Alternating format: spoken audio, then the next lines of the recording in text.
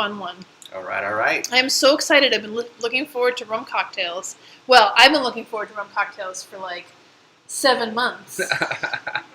2 more to go, you guys. 2 more to go. Oh, man. Welcome to those of you who are just joining us at our bar today, and welcome to my home and my home bar in our studio, and welcome to Rum Cocktails. I'm very excited for this one today. We have a surprise guest. If you were following this week, we were going to have Eric Shrimp Toast Long on, and he was called away unexpectedly. And so we have this lovely substitute here. Hello, friends. Dylan Duncan, who is also very well versed in tiki drinks, having bartended in, what's it called? I'm going to get it. Idol, something idol, but not false idol. Nope. I worked at a cocktail bar called Pagan Idol. For about 3.5 years up in the Bay Area. Yep. In San Francisco. And I definitely got a lot of great experience up there, and I just wanted to come here and share it with you folks today. Yeah. So Dylan he's been local in San Diego for the last 2 years. Did you move down from San Francisco, or did you stop anywhere first? I moved down from San Francisco to San Diego. 2.5 years ago. So half of his time has just been, the craziness of the last year or so. But doesn't stop him from making cocktails and from sharing his great knowledge with us. So we're super excited to dive into the tea punch today. So grab your rum. This is a stirred, well, not even stirred. This is an interesting drink. It does not follow a lot of typical specs or preparation methods. So we have a lot to chat about today. What you want to do, well, you don't even want to chill your glasses or anything. I mean, that's what we usually say at the start of the episode is go chill your glass. Nope. Go squeeze your lime. No, this is very much a do it as you go. Yep. You're going to want rum, a white rum, ideally a rum from Martinique that is also spelled R-H-U-M, but pronounced in the same way, which is a rum agricole, and so that'll have like that nice grassy. How would you describe rum agricole? Rum agricole is definitely grassy in profile. It's an agricole rum, so it is agricultural in style, so it's going to have that freshness. It's going to have some terroir as opposed to your industrial molasses style rum, which is the rums that you see typically. I kind of explain agricole rum closer in style to tequila than to an industrial rum, because you take that agave, you press it down after you roast it, and you get a lot of that fresh profile. So that's what you're going to get off of the sugarcane, which is a grass, which they take it, they harvest it, they crush it, they press it, and they take that fresh sugarcane juice and run it through a single column still in Martinique.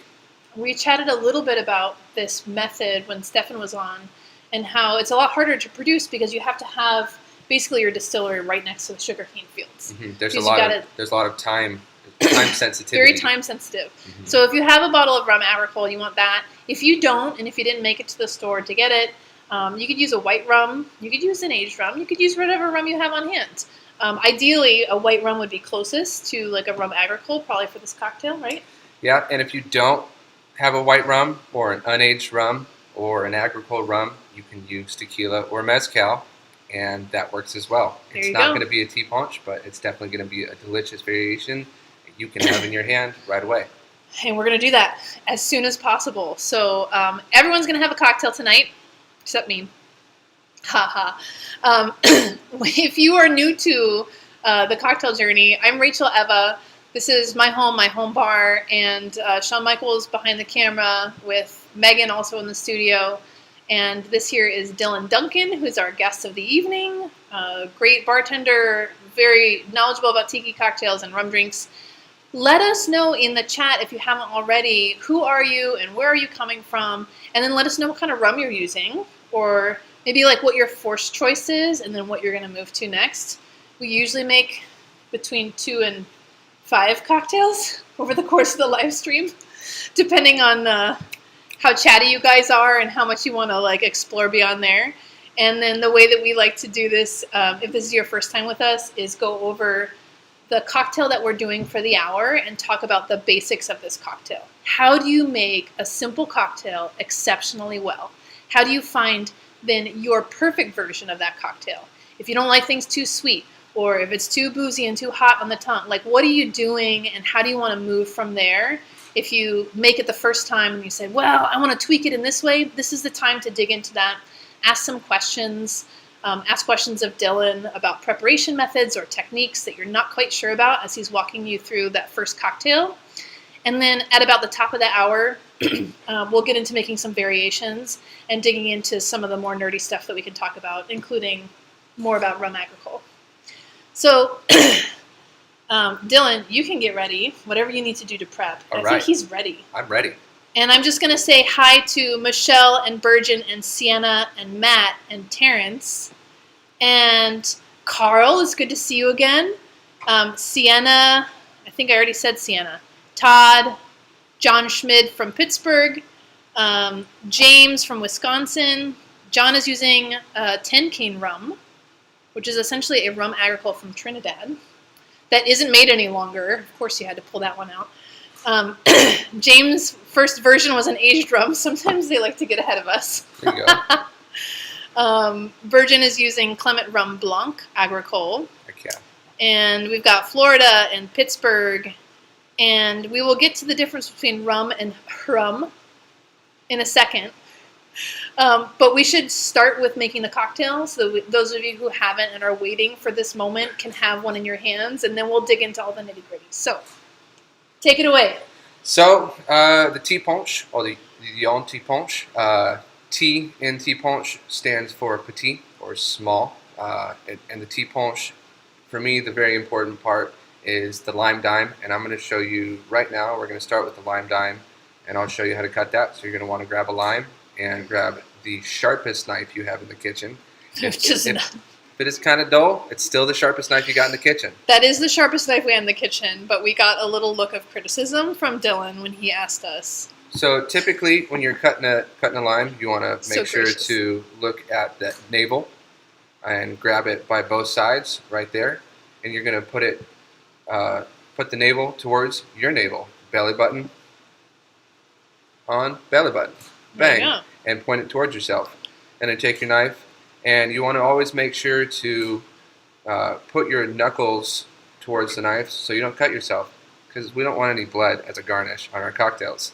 So here we are on our lime dime, and I'm not cutting it down the center. I'm going to cut it, it's about 1/6 of the lime. So on the right hand side, I'm going to slice right here. And we call it a lime dime, or some of me and my bartender's friends call it a lime dime, but it's closer in size to a $50. And I'm going to cut a few of those just so I have them ready. I'll take that flat side and I'll put that right down, and I'll cut another one. See, when I hear lime dime, I just think about like a wheel, because I think circle and I think wheel, but this is actually it's like a little dome. It's like you're taking off a part of the dome of the lime. Right. And it's got the flesh in there and the peel, but not the navel or the other end. And what's really important with the lime dime is that I find a lot of the flavor characteristics and citrus land on the peel, which is containing a lot of the oil. You're going to definitely get some flavor characteristics from the juice, which will add some acidity that is going to contrast your sugar content.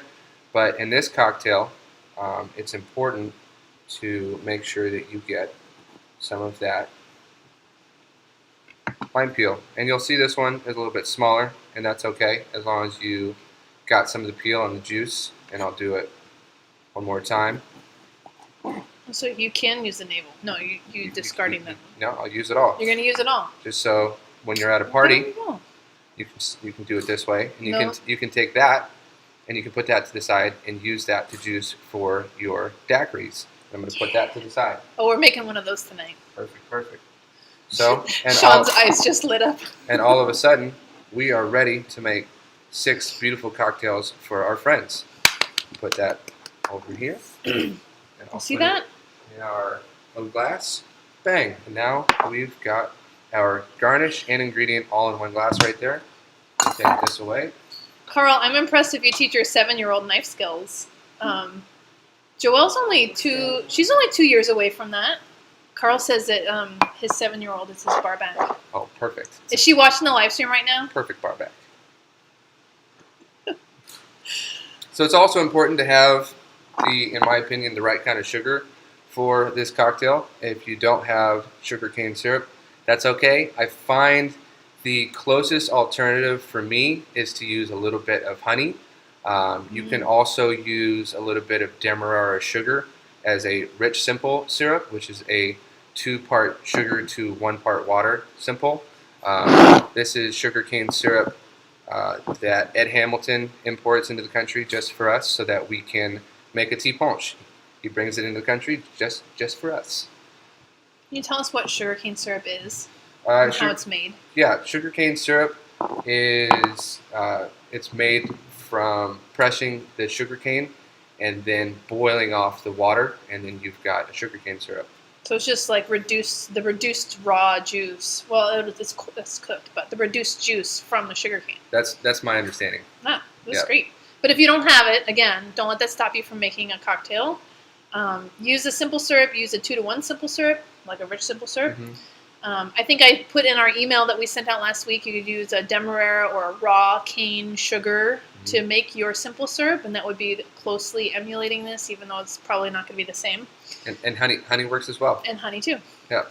I like the consistency of honey. Sometimes it's the viscosity, that thickness of the syrup that you're looking for, which I find honey has those values. So I like. And we're not going to use a whole lot of this either. So it's not a whole lot. This is very boozy.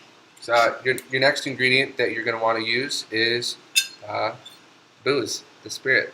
This is a 50% Blanc rum, which in Martinique means it's unaged. You can hear the term white rum thrown around a lot. It doesn't really mean. Did I say that earlier? I did. I don't know. It doesn't really mean anything. There's not a lot of laws in the United States saying what rum actually has to be. But if you get rum from Jamaica or Barbados or Martinique, there are laws in those countries that they're doing the work for you. So you know that if you're getting rum from Martinique, you're going to have a high quality rum. They have something called AOC, which is Appellation Oak Contrôlée of Martinique, and that's going to have laws that designate what is an agricole rum and what is not. So we're gonna dig into it.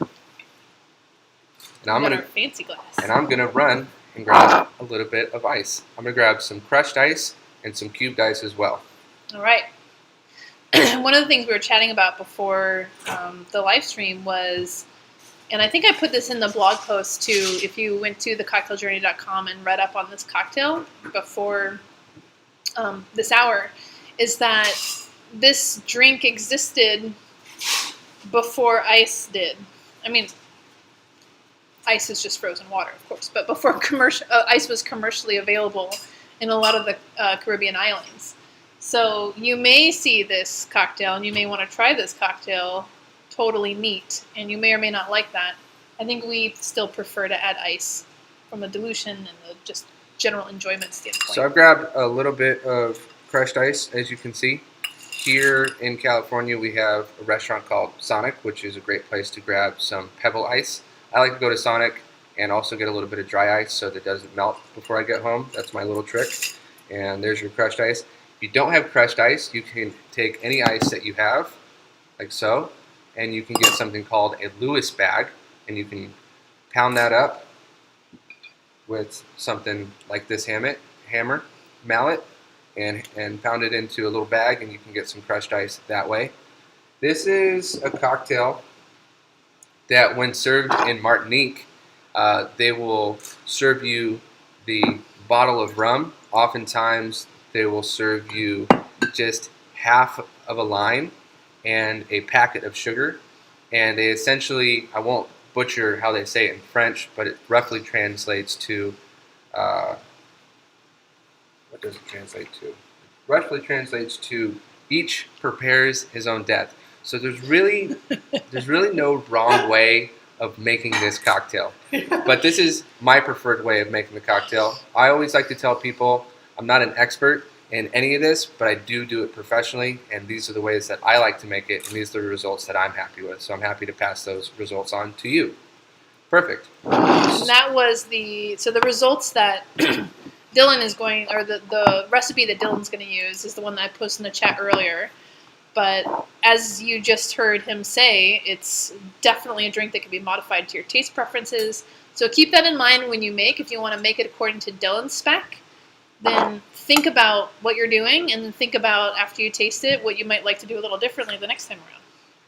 Was it each prepares his own death? Each prepares his own death. So put that on a t-shirt. There you go. Perfect. All right. So we're going to start with our lime dime, and I'm going to squeeze that, pull this back so we can get a nice shot on the camera, and then I'm going to squeeze that into my cocktail glass, just as so. And I like to pay attention to how much lime goes into the glass so that I can equally pair that with the amount of cane syrup I put in there. And you'll notice, just like when you might make an old-fashioned, you've now got your expressed oils as you're squeezing the juice in there. So all of a sudden, you've got all this beautiful oil on your hand, and it starts to smell real good, and you get ready for that cocktail, your olfactory, the nose ride. Yes. All right. So next, we've got a little bit of sugar cane syrup. We're going to use just a touch.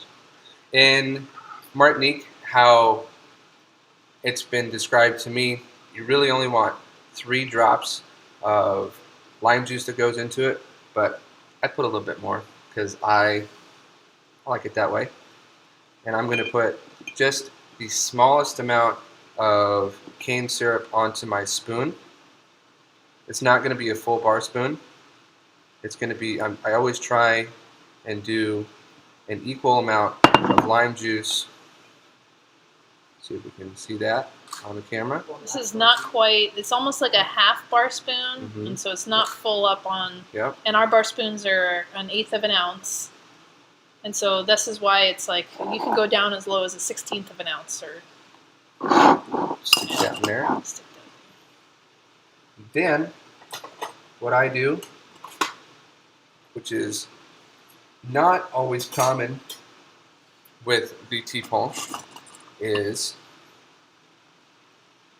I'm going to add a little bit of ice. I find as a bartender, dilution is definitely a popular topic, and I find that it's important to get just a little bit of crushed ice. From Sonic, I'm going to use about 6 ice cubes.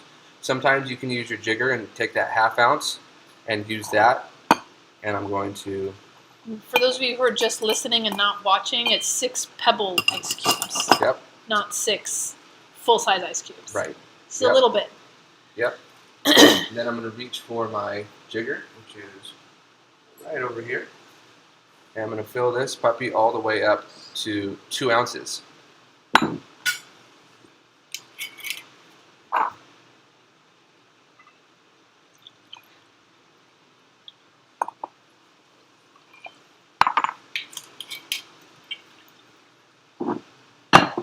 And then I'm going to take that ice and I'm going to stir it in the glass until all of that ice disintegrates. So you like it to be a little diluted. Yep. And a little chilled. Absolutely. Wow, I can smell the rum agricole like that.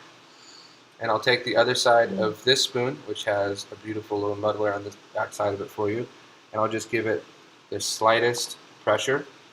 When you put too much pressure into your citrus peel, there's the white pith that you don't want to activate, because then you're going to get some bitter notes in there. So what you're really just doing is just getting those oils on the back side.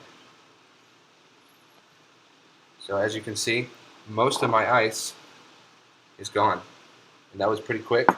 And how I serve it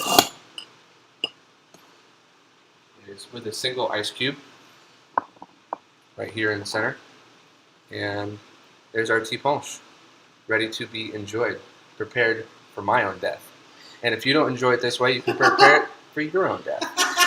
And that's the tea punch. It was beautiful. Well, I'm not drinking it, so that is yours. I The smell of agricole. I can smell. I'm really feasting though Yeah. with all of my senses besides taste. I can smell that the expressed lime oils, that rum agricole has that. Oh my goodness, the molasses, the smell of molasses comes through there, probably from the sugarcane syrup and as well as the rum itself. And I find that when I'm quaffing or smelling my spirit of choice, I make sure to keep my mouth open a little bit so that you give the chance of this higher proof alcohol a chance to escape. And when you're quaffing wine and you swirl it around, that's only around 13% usually, and with your mouth closed, you're doing okay. But when you do that with alcohol and you get real in there, that alcohol is evaporating pretty quickly, and it's going to burn your nose, and you're not going to get all of the delicate characteristics you might get. You'd be like, smells like alcohol, definitely. But if you keep your mouth open just slightly, it just gives a nice little exhaust for that alcohol to get out. And really also, nice. Those flavor profiles will get onto your tongue as well. And it's just a slightly subtle more approach to enjoying a little tea punch. Cheers, you all. Cheers. Let us know if you've made your tea punch. What do you think? How did it go? What questions do you have? This is the right time right now. Some of you have probably already finished your first and you're getting ready to make your second. What questions do you want to ask Dylan? How would you want to mix it up? I think with this cocktail specifically, there's like no wrong way to make it. There's not. So you can do a lot more crushed ice. You can do no ice. You can do cubed ice. It's really up to you. If you want to use more lime juice and more sugar, you can. That's one thing I might suggest not to do because we don't want to turn this into a daiquiri. I like to think that this is how Martinique is delivering to us their old fashioned. If the whiskey and bitters and sugar is the old fashioned that we have here, this is how they're doing it on the islands. It's straightforward. It's simple. If you're overthinking it, don't. I believe, and we were talking about this earlier, that we believe in approachability. If it doesn't feel approachable, find an easier way to do it. For me, usually there's definitely always a hack that I can find to explaining or showing people how to make simplified cocktails at home. Because we can't have them at home and we can't enjoy them at home and we're not enjoying making it. It takes away from the experience and it's definitely taking away from the cocktail. So this is the tea punch. I saw a question earlier in the comments. What's the difference between rum and brum? Rum with an H. So you'll see rum spelled as Ron, R-O-N, rum spelled R-U-M, and rum, R-H-U-M. If it's Ron, it's typically a Spanish distilled rum coming from South America or a Spanish-style producer. Ron is the Spanish version of rum. You'll see that all over the place.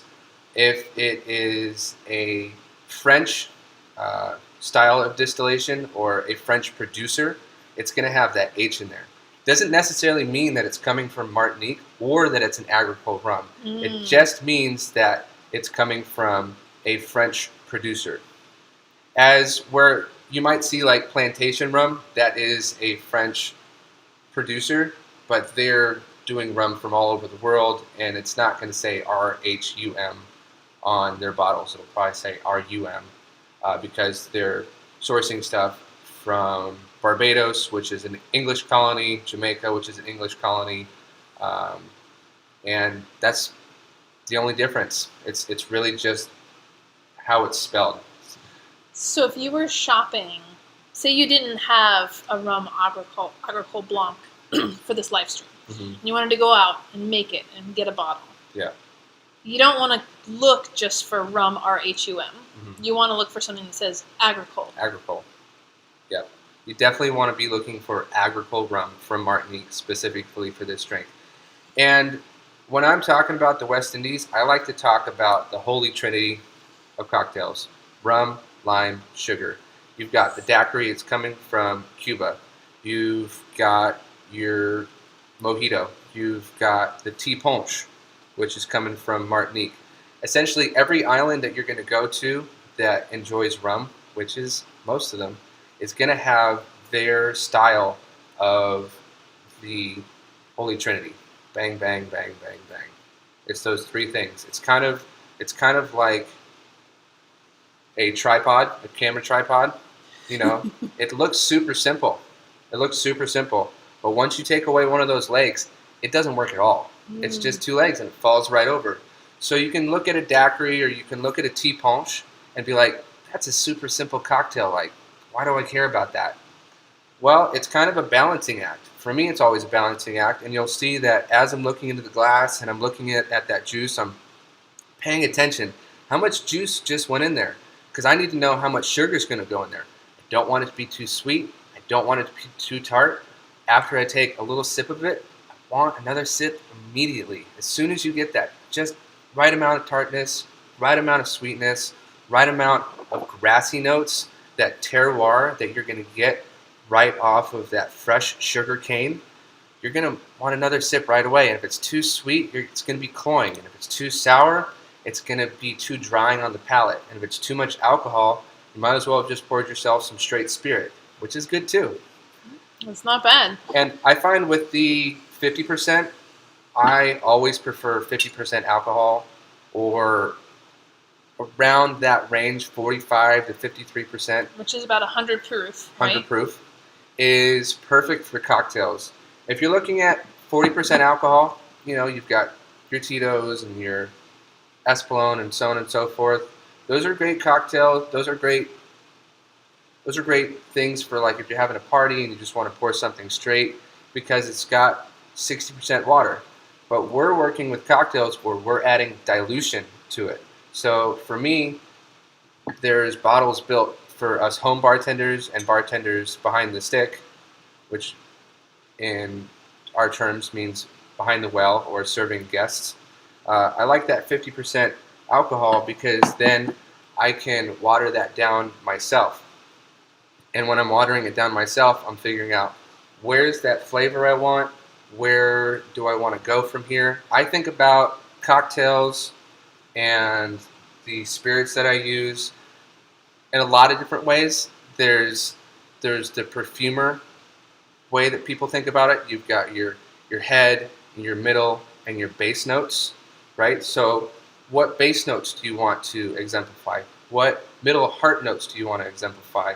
What top notes do you want to exemplify? And it's the same thing if you're writing a symphony, or it's the same thing if you're creating a wine. It's like, where do you want those notes? How do you want to tell that story? And if your story ends short, then it wasn't too much of an experience. But if you can figure out how to get a long gap with your cocktail and, you know, create an experience for yourself, then you might enjoy a delicious tea punch at home. Are you enjoying this one? I think you need another sip. I think I do. So we got a couple questions. First, to get John Park started, he said he's joining late. Any recommendations? He didn't have time to go out for an agricole. What recommendation would you make between Diplomatico, El Dorado 12-year, and Pirate XO? For this cocktail? Mm-hmm. Is it kind of like dealer's choice, right? I don't know. John, which one do you want to taste? Well, I would probably go with El Dorado 12-year. Uh-huh. And why? I find that El Dorado 12-year is going to give you a little bit of that Guyanese funk that you're trying to get out of a cocktail. It's not going to be tea punch, but it's definitely going to be, in my opinion, a pure rum. Diplomatico is a Spanish-style rum, so they're going to have some additives that goes into it, a little bit of sugar, a little bit of caramel. It thickens it up. And then Pirate XO is going to be a little bit thin as far as something like that. Pirate might be better for an aged mojito, as where a Diplomatico might be better for just like a straight old-fashioned because it's a little bit sweeter already. They're adding a little bit of sugar in there for you. As where with some Martinique rum or Barbados or Jamaica, they're not adding any sugar whatsoever to those rums, which I find to be important. Again, I like to add my own water, and I like to add my own sugar. I find that it's our job to do that. I hope that answered your question. I think so. That was a great answer. Way better than I could have given. This is why we have the rum experts on. Steve asked earlier, which ratio of simple syrup do you like? Was recommended 2 parts evaporated cane syrup to 1 part water. I think we were talking about 2-part, if you want to make a simple syrup at home or a rich simple syrup, it's 2 parts by weight, if you want to get real specific, of whatever sugar you're using, a granulated sugar, that could be a raw cane sugar or the demerara sugar, to 1 part of water. Yeah. And that makes a 2-to-1 ratio simple syrup by weight, and then you combine those. Right, and I find it's important to not use bleached sugar on this cocktail, personally for me, even though that might be what they serve you at the bar if you do go to Martinique, but that's not my preference. As well, if you're doing honey, I like to use a 3-to-1 ratio, so it's 3 parts honey and 1 part water on that. That's just the ratio that I like to go with. It works out for me. That's the good sweetness on there. Yeah. Oh, John says he also has Dr. Bird on hand. Dr. Bird is always real tasty. That has a lot of that ester, dunder, or funk, as they call it. So if you're going to use Dr. Bird, I would use just a smidge, maybe a bar spoon on top of that Eldorado if you really want to kick it up in that profile. That Dr. Bird also has a little bit of that famous Jamaican kind of, it's the banana peel, but it's a banana peel that might have been sitting for a little too long. Ooh. And we talk about Jamaican rums in that sense that, sometimes it's got a little bit of that garbage profile to it, but it's only in the best way possible. It's kind of like burnt dumpster fire, but once you get in there, it's like there's banana peel in there, and it's just so much flavor that's going on. It's funky. Yeah. In a good way. Yeah, there's actually some Jamaican rums, specifically from Hamden.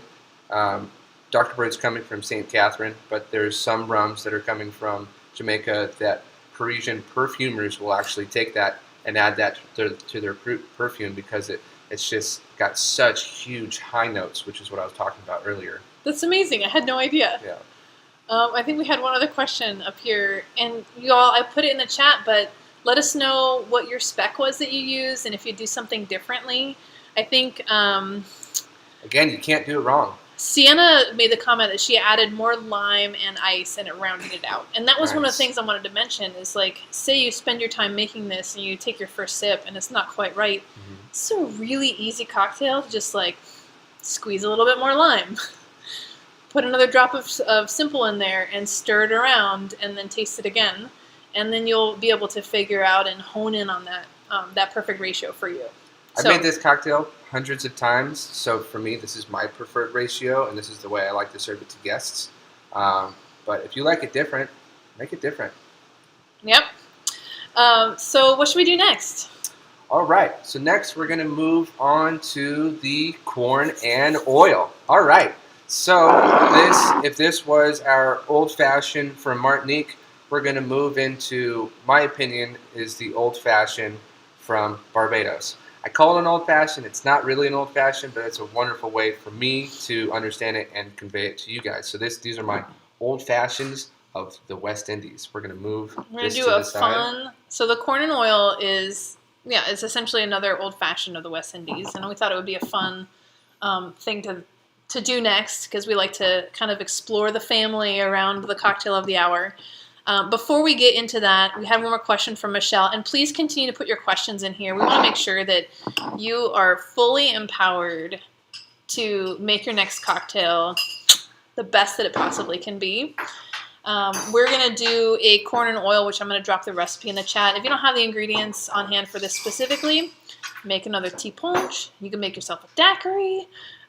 Or you can ask Dylan here, like, hey, I want to try the tea punch a little differently, but the first one came off like this, and I want to try it in a different way. And we'll try to get you the information that you need. The other way that you can mix up just the tea punch recipe is trying different rums. Try a different rum. You could try an aged rum if you wanted to. Just explore how that is. You could try it neat, which is what they did before they had ice and freezers down there. And you could also explore the different levels of the lime and the sweet together. So you could see that Dylan used a very, very, very, very, very small amount. You could increase both or decrease both.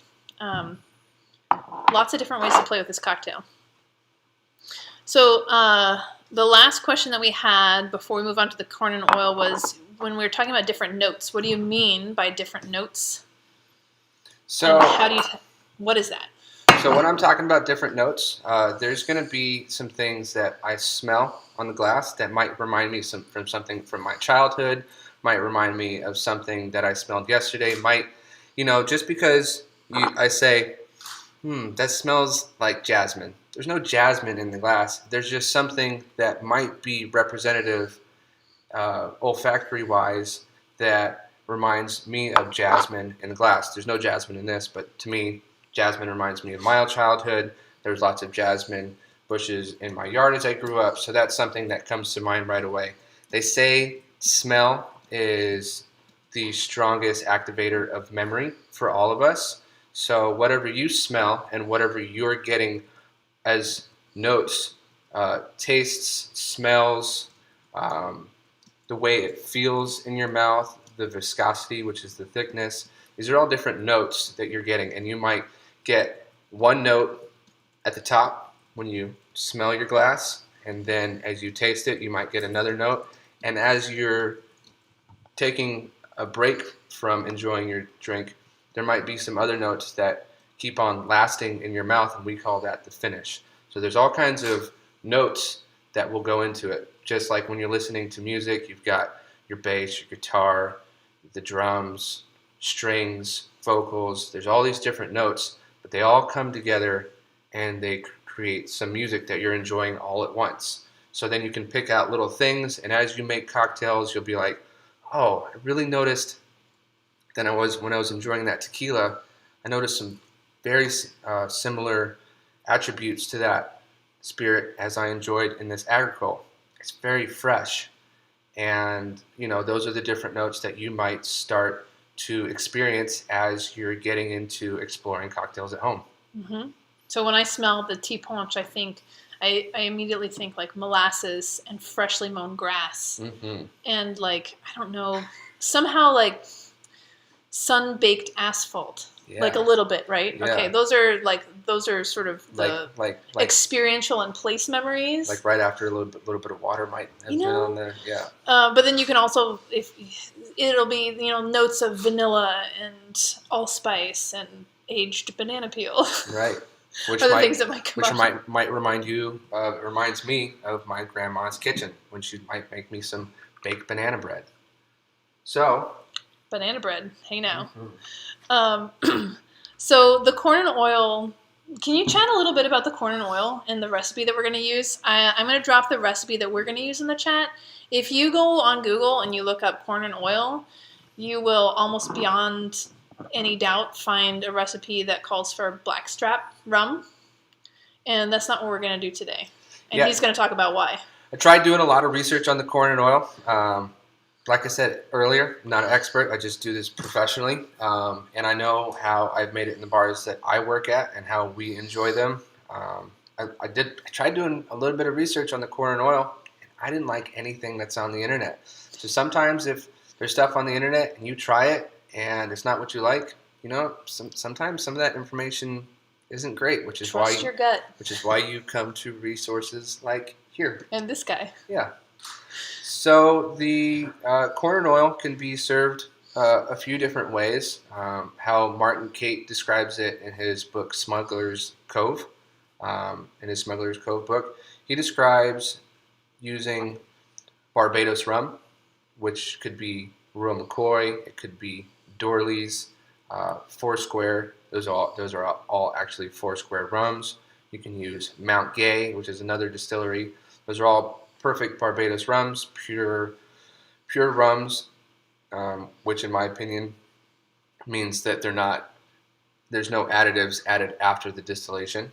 No sugar, no glycol, no caramel. It's just is what it is. It's a pure product. So I'm going to make the corn and oil actually two different ways. I'm going to start with the way that Martin Cate describes to do it in his book, and then I'm going to make it the way that I enjoy it when I make it at home. So I don't actually have any Barbados rum. So That's right, we couldn't get any.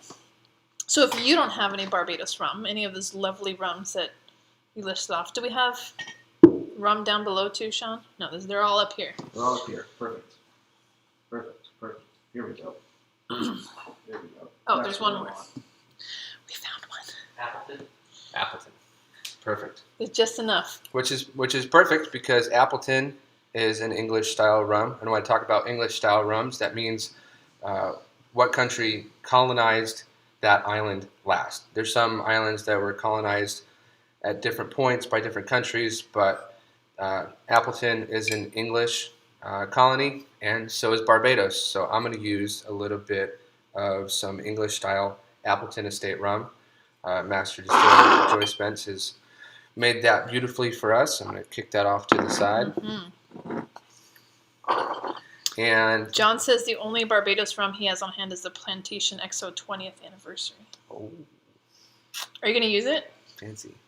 It's tasty. It's a little bit sweet, super smooth. It's definitely got a lot of beautiful notes on there. They do a good job with it.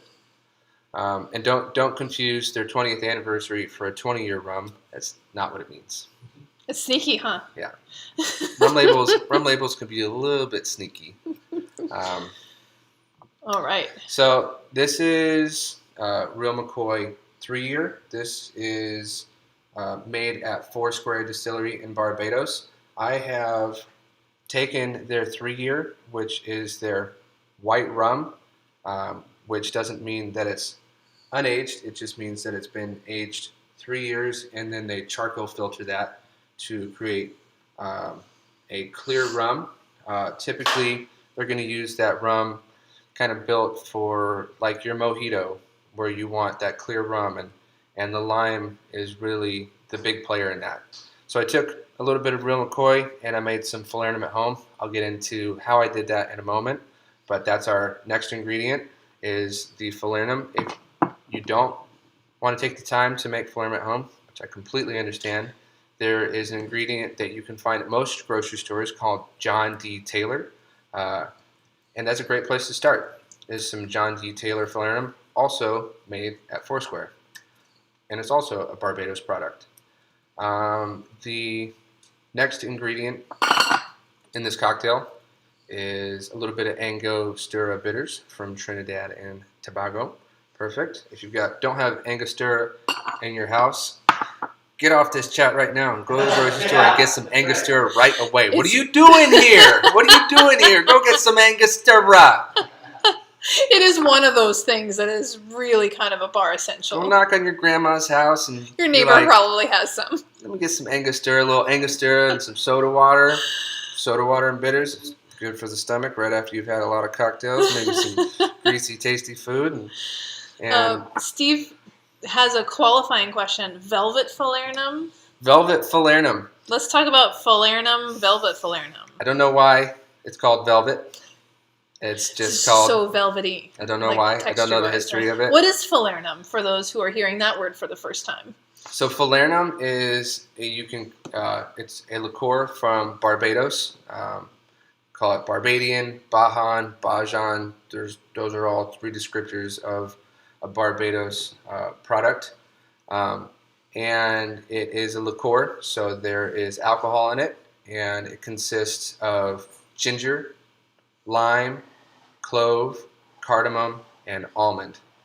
And for this one, I toasted my almond, my dried ginger, my clove, and my cardamom, toasted that up a little bit, and I zested some limes. So those are the 5 spices that will go into falernum. When I try and think about combinations, especially when you get into tiki drinks or when you start making food at home, like Chinese five spice, there's all these different combinations that are greater than the additions that you've added to it. So that is what goes into falernum. And we're going to... He was a great guy to call for this last minute thing. He's like, oh, I'll bring over my falernum that I got in my fridge that I made myself. All right. If you don't have falernum. Perfect. Okay, so... you can make another tea punch. I've only got, it looks about like 2.5 ounces of Appleton rum. So for this first one, I'm going to pull on a different rum, just like you might at home, not have the products I'm talking about, just like I don't have the products I'm talking about. Look at that. We can relate to each other. That's Perfect. the fun of it. All right. So I'm going to use a little bit of Hamilton White Stash. We got that on camera. This is Hamilton White Stash, brought in from Ed Hamilton. Mm-hmm. He's a purveyor of delicious rums. God bless him. God bless him. And we're going to make this the martinique way. Perfect.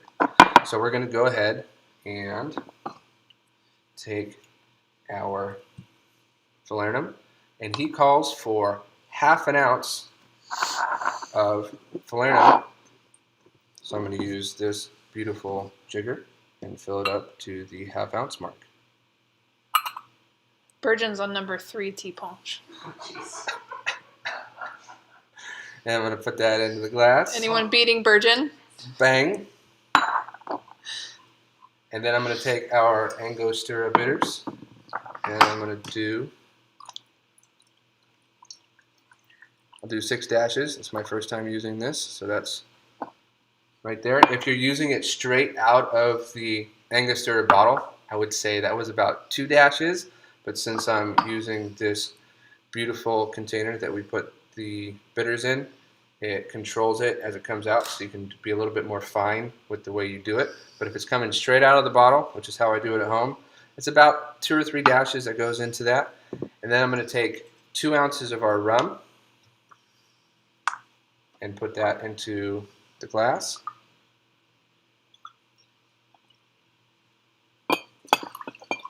Bang. And Martin Kate said he did a little bit of research, and he says that in Barbados, it is preferred by most with crushed ice all the way to the top. Bang. And who's Martin Kate again, for those of us who want to know? Martin Kate is a bar purveyor. He owns a bar in San Francisco called Smuggler's Cove. He definitely has done a lot of research for us. If you're trying to get into tropical or tiki drinks, this is a great place to start. And when I do my crushed ice cocktail, I'm going to get a little bit more crushed ice and do it all the way to the top. Did you do a lime dime in this? Nope, no lime dime on this one. Oh, okay. So scratch that. I put the lime dime in the recipe. There will be a lime dime in the one that I make. Oh, so this one is Martin Kate's recipe. This is Martin first. Kate's. I figured I'd show you. I put Dylan's in the chat. Okay, so Martin Kate's. Yep. Tell me those specs again, and I'll put it in the chat. So we've got 2 dashes of Angostura Bitters, 1/2 ounce of falernum, and 2 ounces of rum. And there you have it. This is the Smuggler's Cove adapted corn and oil. And how you might read it online, they're saying that the oil comes from how it looks from the oil slick on top of the cocktail.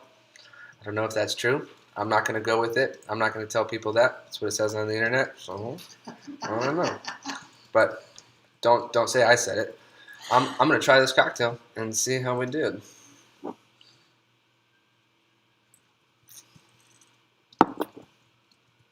I think it's delicious. Martin Kate did a good job on that one. All right. Next, we're going to move into how I want to make it. That is delicious. I'm getting some nice spiced. It's like a spiced ginger cake, is what I'm getting on there. The notes. The notes. The notes that you're getting. The notes. Take notes of the notes. All right. That is delicious. You want to try that? Oh, that's real good.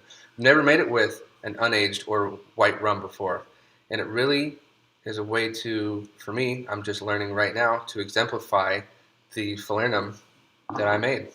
I'm like, that's pretty good. I think I'm gonna have one more of those. All right.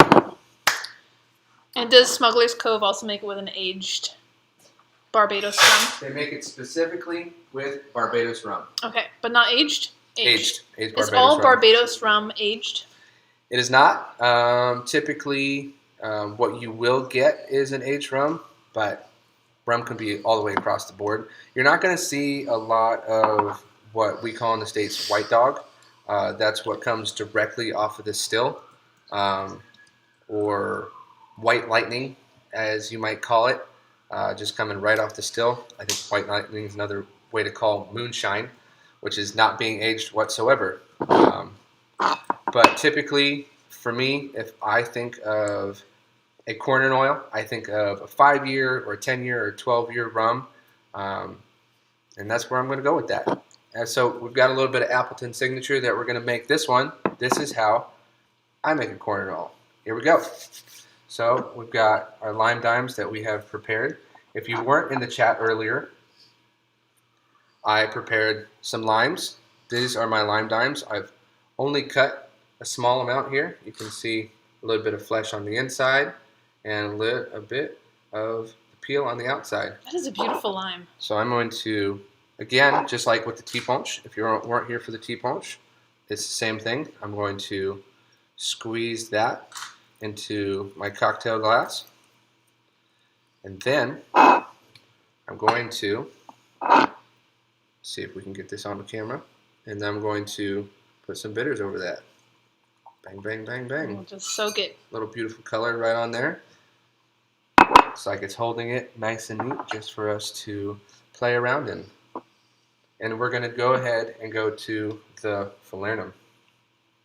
Again, I'm going to use half an ounce of the falernum. Oftentimes with a old fashioned, you're looking at using a bar spoon of sugar.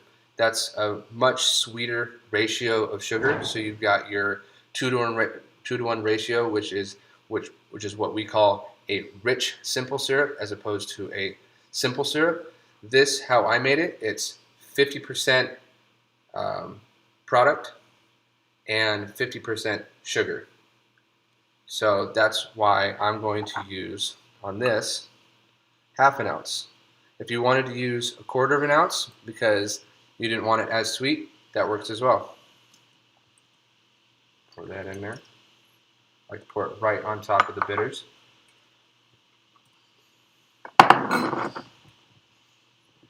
If you can't find real Mccoy at the store, it's typically a product you might find in the bar. You can find them at liquor stores, but their other product that you can find is called Doorleys. D-O-O-R-L-Y-S. Doorleys.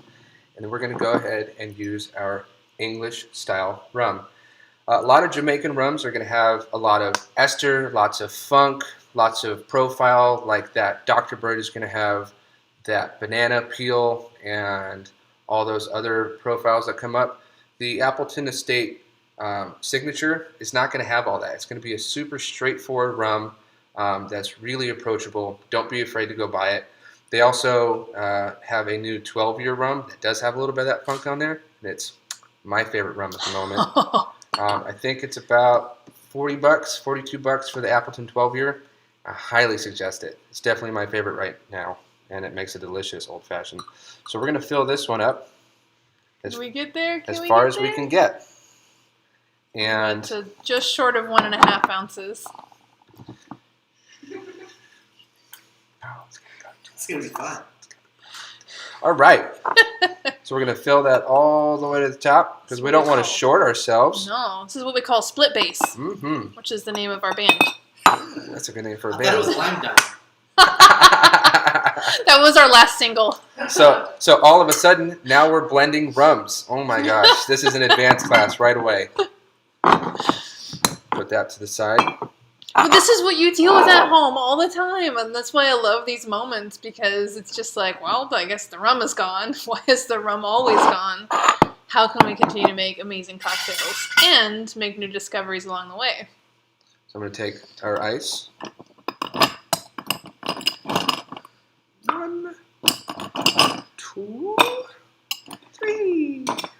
perfect. You gotta have the sound effects. All right, I've Yep. got 4 nice, beautiful cubes that have been provided for me by these fantastic people. Also, thank you folks for having me. I'm so happy we're to so be happy here. you're here. Absolutely. This is so fun. So we're gonna take our spoon and we're gonna give it, I want to say, about 16 rotations all the way around the sun. Count them. So we'll take that, and as we've got our bar spoon, you're going to take your 2 fingers and a little peace sign, flip it upside down, go right here, and you're going to spin your spoon. And what we're looking for as we are getting into the cocktail is we're looking at our cocktail and we're looking for the viscosity to change. We're looking for everything that we've added to our glass to come to a beautiful marriage. All of a sudden, we are no longer 4 ingredients that has gone into that, right? We've got our rum, lime, and sugar, and we've got our bitters. We've got our 4 ingredients. If you count ice, that's 5. So there's 5 ingredients in here, and all of a sudden, you look into your glass and you've got a perfect dilution. You don't want to overstir it because you want to continue to taste all the profiles that you've added to it. You've worked really hard to source these ingredients, make them, pick out the right bottle. Last thing you want to do is overstir it. In my opinion, it's better to understir it because if it's understirred, you can either just let it sit or give it another little rotation. But if you overstir it, you're just like, oh man, that's a little too watery. Now you're just drinking a glass of water and you're not really getting those profiles that you worked really hard for. All right, so let's look at it. Does it look right? Does it look a little thick? Oh, it's got a nice little viscosity right on top of there. What are the notes right on top? Smells delicious. Let's give that a little taste.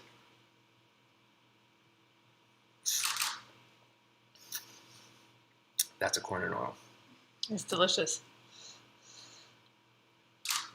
Oh my gosh, it smells so good. So to me, when I'm thinking of a corn and oil, I think of the oil from the lime. Might be wrong, but it doesn't seem wrong to me. Pass that over to you. It smells so good. We had a couple of you who tried rum agricole for the first time today, and you said you liked it and you enjoyed it. I mean, burgeoned so much. Did you go on to number 4? Curious. Michelle says Dylan is awesome. Please have him back. Thank you, Don't Michelle. we like to hear those things? All right. We are almost at the end of our time here, so you have a last-minute question. You should get your fingers typing right now and put it in the chat. And then Carl also observed a different stirring technique than Stefan. And I think that's important to note is that there are different stirring techniques and different ways of doing things. And so find the way that works for you because the point is to stir a cocktail. Yeah, Stefan makes incredible cocktail. cocktails. I like to describe Stefan as very high brain. He makes cocktails perfectly. I like to approach cocktails to what is the most approachable. How can we make this at home? How can we get this in your hands right away? And if you go see Stefan at the bar, he's going to make something super beautiful. It's going to look really great on Instagram, and it's probably going to be one of the most delicious things that you have ever had. That's my personal experience, and I've definitely benefited from being friends with him. He's one of my good friends, and he makes incredible cocktails. I like to approach drinks from what can you find at the grocery store? How can we hack cocktails to where you're making delicious things for your friends tonight? And that's really how I like to pass on my information and my love for drinks on to you and to everybody in my life, because not everybody is going to have all of the knowledge and information that it takes to run a really high-end craft cocktail bar. And, you know, most people don't really want that. They want to make something delicious for their friends. They want to get back to the party. And to me, that's the most important, is finding that hospitality that you can pass on to the people in your life. Yes, I love that. I think that he jives really well with what we're doing here at the Cocktail Journey. Thank you for joining us for this hour. It has been an absolute pleasure. I think I've enjoyed this maybe more than some of the other ones because I can't drink it, but I can I can experience it, like those smells and those notes and the rum agricole and the lime. I'm enjoying my time here. Join us next week for the Rosita cocktail, which is another kind of like, it's your tequila variation. This is kind of like tequila old-fashioned variation. So we've got some fun stuff going on. Virgin wins for most number of tea punches made, which is 4 on the live stream. Woo! And I'm so glad that we were able to introduce you to Rum Agricole and to Dylan here on the stream. So if you are joining us for the first time, or if you don't get the emails that we send this information out in advance, go to thecocktailjourney.com, scroll all the way to the bottom, and put your email there, and we'll make sure that you get notified of the next live stream and any tips for shopping for ingredients so you can come prepared. Feel free to also email us at info@thecocktailjourney.com with any questions. And we're going to be in touch via email very soon about some next steps. So if you want to know about what's going on next with the Cocktail Journey, definitely sign up. If you're already members, we've got some updates coming to you soon. Thank you. Cheers. We'll see you next week. Yeah. I'm just going to drink my LaCroix. Love it. That was fun. Super fun, huh? Super fun. That was great. You killed it. Thanks.